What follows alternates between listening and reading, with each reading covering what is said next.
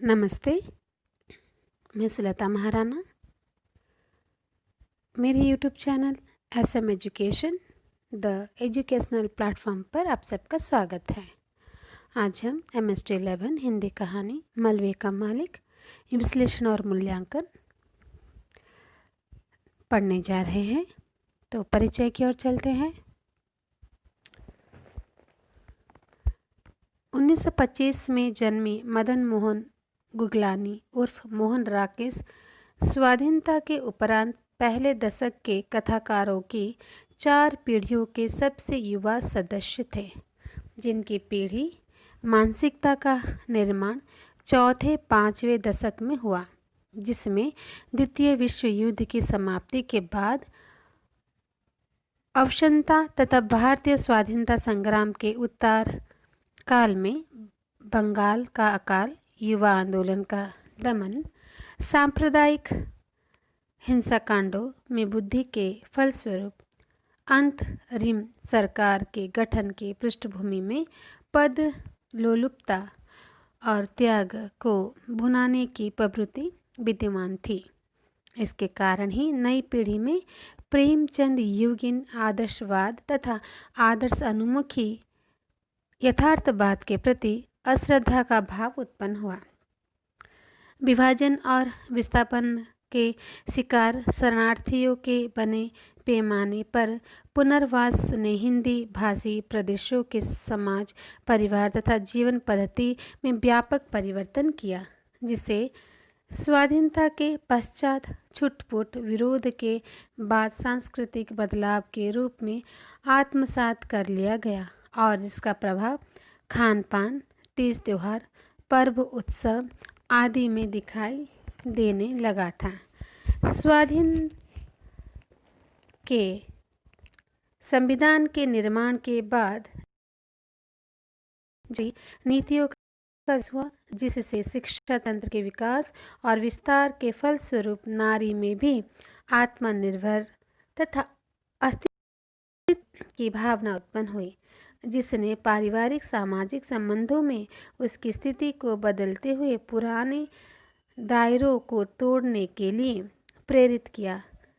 संवैधानिक प्रावधानों के द्वारा महिला तथा दलित समुदायों की सामाजिक स्थिति को बदलने का ऐतिहासिक कदम उठाया गया। स्वतंत्रता प्राप्ति के पश्चात भारतीय प्रशासन तंत्र विदेशी सत्ता के प्रशासन तंत्र के विस्तार के रूप में ही उभर कर सामने आया, जो लाल फीताशाही, कोटा परमिट, अनियंत्रित भ्रष्टाचार और चोर बाजारी के कारण जनता की लोक हत्याकारिणी नीतियों के लिए दिए गए धन को अनुचित तरीकों से प्रयुक्त करते हुए जनता को उसके लाभ से वंचित कर देता था। स्वाधीनता योजना आयोग पंचवर्षीय योजनाओं के शुरू होने पर भी विकास की दिशा में प्रशासन तंत्र के सार्थक योगदान सहयोग के बिना निरर्थक सिद्ध हो गए। मोहन राकेश ने तत्कालीन इन्हीं परिस्थितियों को आधार बनाकर साहित्य रचना की, जो उनकी कहानी मलबे का मालिक में दिखाई देता है। तो नई कहानी आंदोलन की ओर चलते हैं। स्वाधीनता की पूर्व संध्या का हिंदी साहित्य जगत एक और जहां प्रेम चंद्रोत्तर कथा साहित्य में परिवर्तन की आहटों से गुजरने लगा था, तो दूसरी ओर मार्क्स के माध्यम से मानव की सामाजिक आर्थिक नियति का साक्षात्कार तथा फ्राइड के माध्यम से अचेतन मन की गहराइयों, कुंठाओं और ग्रंथियों का नया परिचय प्राप्त हुआ।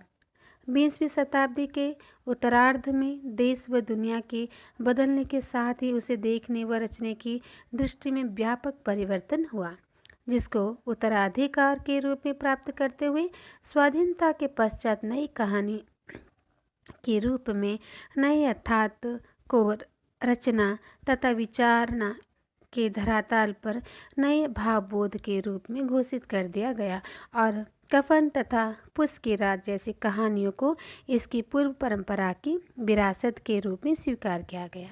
यद्यपि हिंदी साहित्य में कहानी के प्रारंभ को लेकर अनेक निष्कर्ष निकले गए, तथापि रचना विधान में परिवर्तन को मुख्य आधार मानते हुए निर्मल वर्मा की परिंदे को प्रथम नई कहानी माना गया।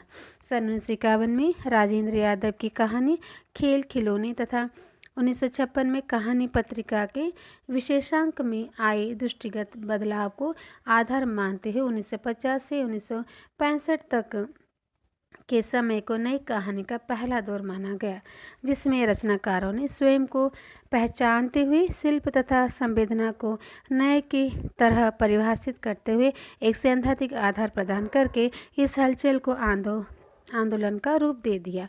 कहानी के क्षेत्र नई विशेषण जीवन के लिए नए दृष्टिकोण को अभिव्यक्त करता है, जो आधुनिक चेतना का पर्यायवाची बनकर एक दृष्टिकोण एक मूल्यबोध तथा चेतना के विशेष स्तर को उद्घाटित करता है। यह नया दृष्टिकोण अनुभूति की प्रामाणिकता को सत्य की कसौटी मानकर अपने जिए हुए भोगे हुए यथार्थ को ही सत्य की प्रतिष्ठा के रूप में अभिव्यक्त करता है। वास्तव में इसकी पृष्ठभूमि में प्रचलित और परिपाटीबद्ध जीवन पद्धतियों की घुटन तथा छटपटाहट विद्यमान थी, जिसमें बदली हुई परिस्थितियां तथा नए भावबोध के मध्य अप्रासंगिक होती उचित अनुचित की कसौटियों को अनुभव को प्रामाणिकता के आग्रह के साथ जांचने का साहस किया। इस स्थिति में अनेक बार अतिवादिता की सीमा रेखा का खंडन हो जाता है, जिसे आवेगजन्य जाता है, किंतु फिर भी नई कहानी के क्षेत्र में मोहन राकेश, राजेंद्र यादव और कमलेश्वर जैसे रचनाकारों ने अनुभूति और विचार दृष्टि को पहचानने का महत्वपूर्ण कार्य किया। स्वतंत्रता प्राप्ति के पश्चात स्वाधीनता का स्वप्न यथार्थ के स्तर पर टूटा तथा जनता में इसके प्रति मोहभंग का प्रारंभ हो गया, क्योंकि स्वाधीनता के रूप में जनता में जो झिलमिलाता स्वप्न था वो यथार्थ के धरातल पर अपर्याप्त व अपूर्ण सिद्ध हुआ। स्वतंत्रता संघर्ष के दौरान ही विदेशी सत्ता ने फूट के बीज बोकर भारतीय की एकता को खंडित कर दिया और नेताओं की दल लोलुपता तथा स्वार्थ भावना ने स्वाधीनता प्राप्ति के बाद इन आदर्शों से जनता के मोहभंग को बढ़ावा दिया। स्वतंत्रता प्राप्ति के बाद के वर्षों में मध्य वर्ग एक महत्वपूर्ण वर्ग के रूप में उभरकर सामने आया, जिसका वर्चस्व चिकित्सा, अध्ययन, पत्रकारिता आदि क्षेत्र में पूंजी के अभाव के परिणाम स्वरूप घटता जा रहा था और भविष्य पर इसके वर्ग की पकड़ कमजोर होती जा रही थी।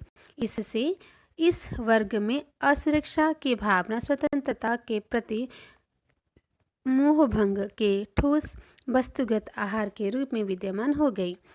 औद्योगिकरण, शहरीकरण तथा स्थानांतरण के फलस्वरूप सामाजिक गतिशील के कारण संयुक्त परिवारों का गठन हुआ। शहरों की ओर पलायन तथा महानगरीय संस्कृति के बढ़ते जाने से अपरिचितों की महानगरीय भीड़ में व्यक्ति ने बिरादरी से अंकुश के अभाव में स्वयं को अकेला पाया, जिसके कारण व्यक्ति के अंदर अस्तित्व बोध तथा अजनबीपन की भावनाएं प्रबल हो उठी, जो नई कहानी में शहरी संवेदना का मुख्य विषय बनकर उभरी। नई कहानी के कथाकार ने शहरी, ग्रामीण तथा मध्यवर्गीय व निम्न मध्यवर्गीय संवेदना को अपनी कहानी के विषय वस्तु बनाते हुए विभाजित व्यक्तिनिष्ठ तथा समाजनिष्ठ संवेदना को एक रूपांतरित आत्मनिष्ठता तथा वस्तुनिष्ठता के रूप में अभिव्यक्त किया। वस्तु इन कथाकारों ने अनुभूति की प्रामाणिकता के आग्रह के साथ उसके संवेदनागत, शिल्पगत बदलाव को भी अपनी कहानियों में अभिव्यक्त किया है, जो नई कहानी की प्रमुख पहचान है। आगे ज्ञानेंद्र, मोहन राकेश, राजेंद्र यादव आदि कथाकारों की रचनाओं में नई कहानी के शिल्प की प्रामाणिकता का अर्जन तथा सूत्रपात हो चुका था। इन कथाकारों की रचनाओं में भावनात्मक उठान, दृश्य विधान, वस्तु पर परत दर परत उद्घाटन, नाटकीय संक्षेपण तथा वस्तुगत सत्यता का आभास विद्यमान है, जिससे कहानी हर प्रकार के अनुभव को समेटने की क्षमता में समृद्ध हो गया। और पत्र, डायरी, आत्मालाप आदि में भी इस प्रकार के प्रयोग से कहानी का रचना तंत्र तथा युक्तिकोश समृद्ध होने लगा। मोहन राकेश की कहानी और नई कहानी। हिंदी साहित्य के क्षेत्र में मोहन राकेश का स्थान अद्वितीय है, जिन्होंने अंधेरे बंद कमरे, नीली रोशनी की बाहें, कांपता हुआ दरिया, न आने वाला कल, इंसान के खंडहर, नए बादल, जानवर और जानवर, पहचान, रोए रेसे, बारिश, आषाढ़,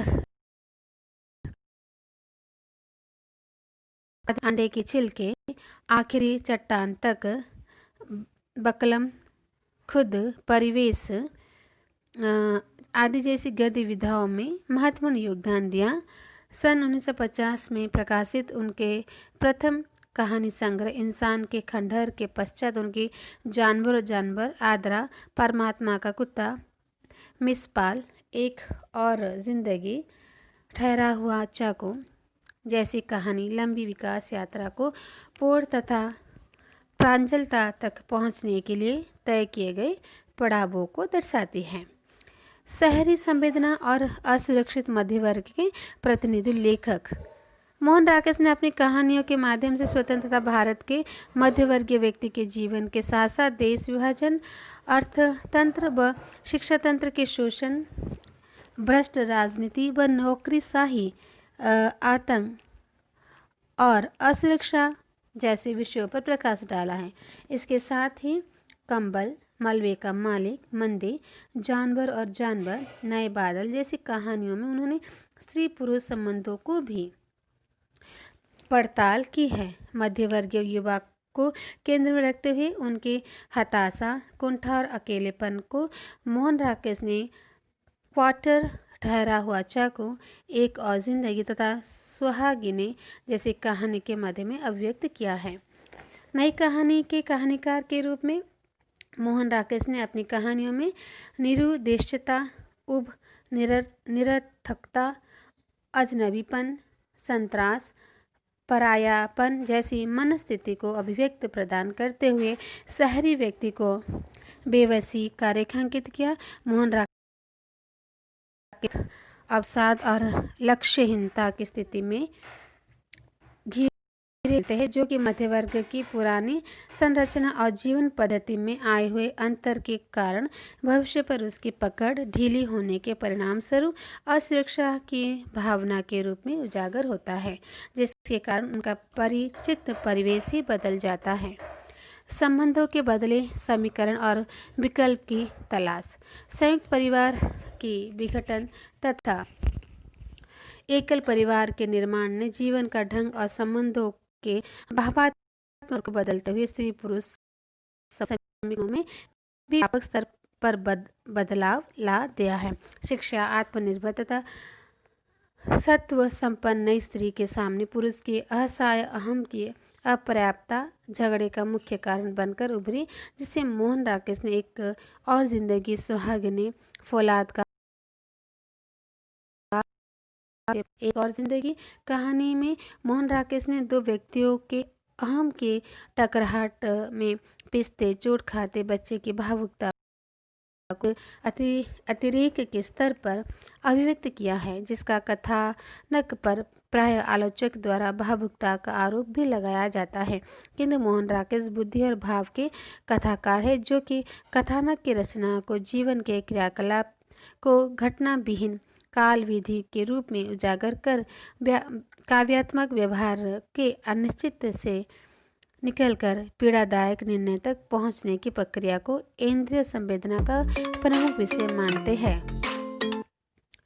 अनुभव की प्रामाणिकता का अर्थ, नई कहानी तथा इसके कहानीकारों के लिए अनुभव की प्रामाणिकता का आशय केवल भावुकता नहीं है, बल्कि वह उनके लिए तर्क, विवेक, अनुभव का शिक्षण है, जिसमें विचारों की इंद्रिय संवेदना, उद्देश्य संगत व्यवहार तथा सत्य और ज्ञान की समावेश होता है। अनुभव की प्रामाणिकता को भोगे हुए यथार्थ के रूप रूप में बिंब तथा प्रतीकों जैसे भाषिक उपकरणों के द्वारा विचार की विश्वसनीयता और वस्तुगत परिणति में अभिव्यक्त किया जाता है। इसलिए यह अनुभव की प्रामाणिकता अमृत को मृत, रूपगत साकारता तथा व्यक्तिगत जीवनता प्रदान करने का साधन मानी जाती है। नई कहानी के कहानीकारों ने अपनी कहानियों में व्यक्तिनिष्ठता के सूक्ष्म दृष्टिकोण को अनुभव की इसी प्रामाणिकता के आधार पर स्थूल समाज निष्ठा के कथानक के रूप में अपनाया, उसे सशक्त अभिव्यक्ति प्रदान करने का सफल प्रयास किया। मलबे का मालिक, पाठबोध और प्रक्रिया। मलबे का मालिक मोहन राकेश की एक विशिष्ट कहानी है जो जीवन की त्रासदी के मानवीय अभावों को उकेरती हुई एक राजनीतिक विषय वस्तु के सामाजिक पक्ष को व्यक्तिपरक अभिव्यक्ति देती है।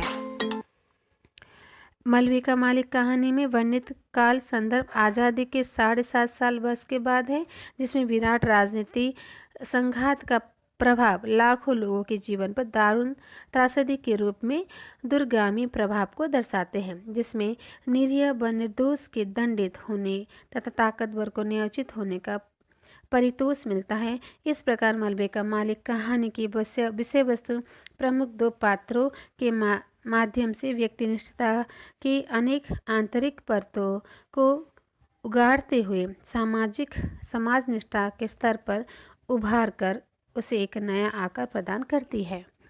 कथा सूत्र। मलबे का मालिक कहानी का आरंभ विभाजन के 7.5 साल बाद हॉकी मैच देखने के लिए लोगों के अमृतसर आगमन से होता है, जिसका वास्तविक उद्देश्य अपने पुराने छूटे हुए घर तथा बाजारों की एक झलक देखने मात्र है। अमृतसर के बाजार बांस में कभी विभाजन के दौरान सांप्रदायिक दंगे भड़के थे, जिसके कारण वहां आगजनी तथा नरसंहार की व्यापक घटना घटित हुई थी।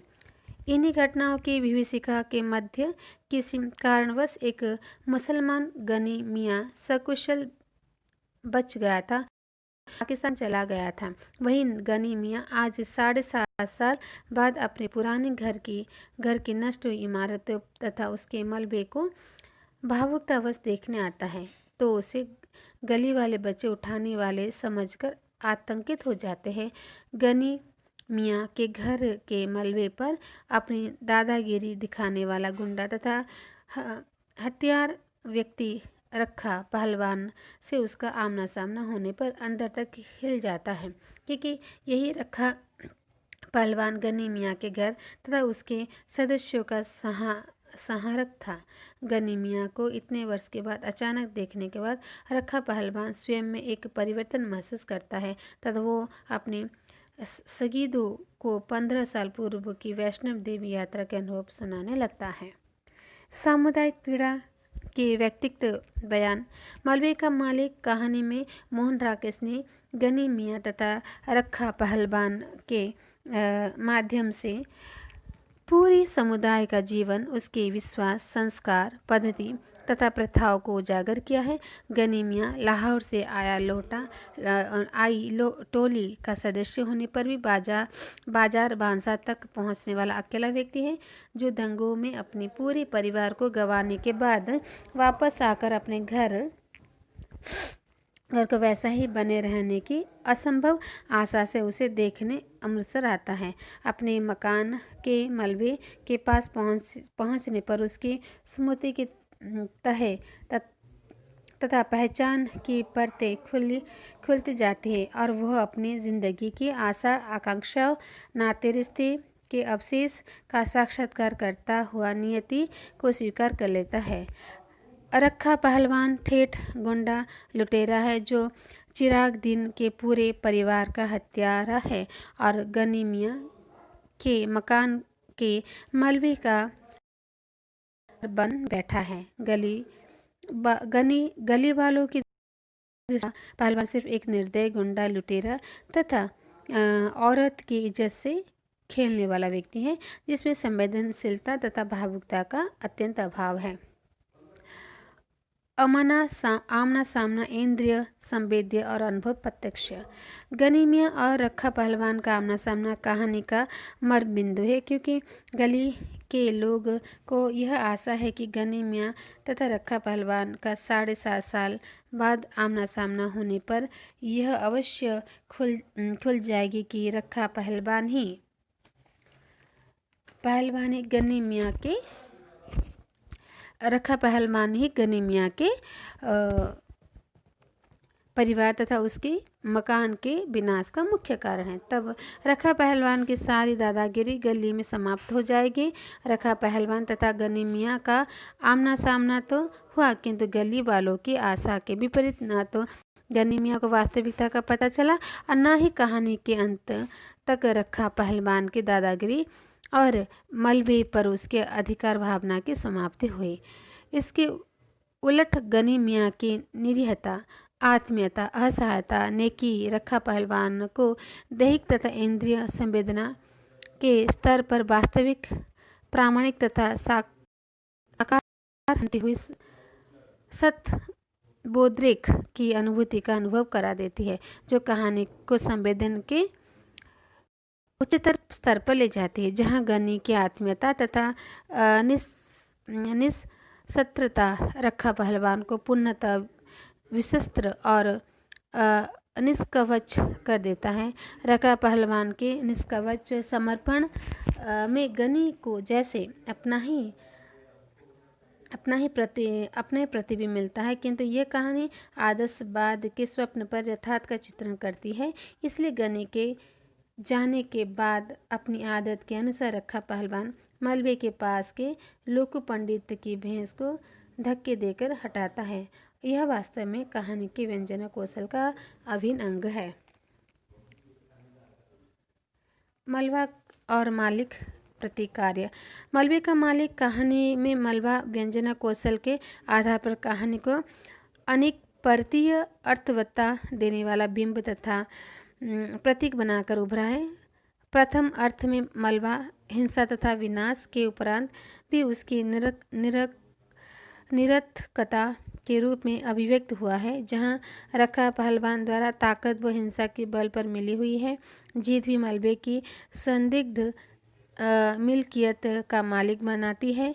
द्वितीय अर्थ में मलबा विभाजन के ध्वंस तथा नागरिकों की हत्याओं को अभिव्यक्त करता है। मलबे के ढेर में से अचानक बाहर आ गए कीचुआ एक कमजोर और मार खाए आदमी के समक्ष उसकी हरकतों को उजागर करता है, जो रखा पहलवान के सारे आतंक रूप पर दबदबे के बावजूद रीढ़ की हड्डी के सहारे की आशा रखता है। रखा पहलवान जो कि मानवीयता का ध्वंस तथा एक मलबा है जो उसके भीतर जागृत हुए जीवन के समान उसे शर्म तथा अपराध बोध बनकर मानवीयता के रूप में सरसराने लगता है। अतः इस समस्त अर्थ धातियों के मध्य कहानी का शीर्षक उसकी प्रमुख घटना की सार्थकता के विभिन्न आयामों के साथ अत्यंत व्यंजक बन जाता है। इस व्यंजना के संदर्भ में परिवेश भी प्रारंभ में अंत तक अपनी उपस्थिति दर्ज करता हुआ व्यापक सत्यों तथा क्रिया व्यापार को उजागर करता चलता है। अतः इस प्रकार काव्यात्मक संवेदना, धर्मी भाषा का प्रतीकात्मक व्यवहार आदि कहानी के अनुभव की प्रामाणिकता और इंद्रिय संवेदना प्रदान करने में सिद्ध होता है। तो इस तरह से मलबे का मालिक, यह कहानी यहाँ पर समाप्त होती है। आप इसे बार बार सुनिए, पढ़िए और इस तरह से आप मेरे चैनल को सब्सक्राइब कीजिए, बेल आइकन को प्रेस कीजिए और शेयर कीजिए और आपके सुझाव कमेंट बॉक्स पर दीजिए।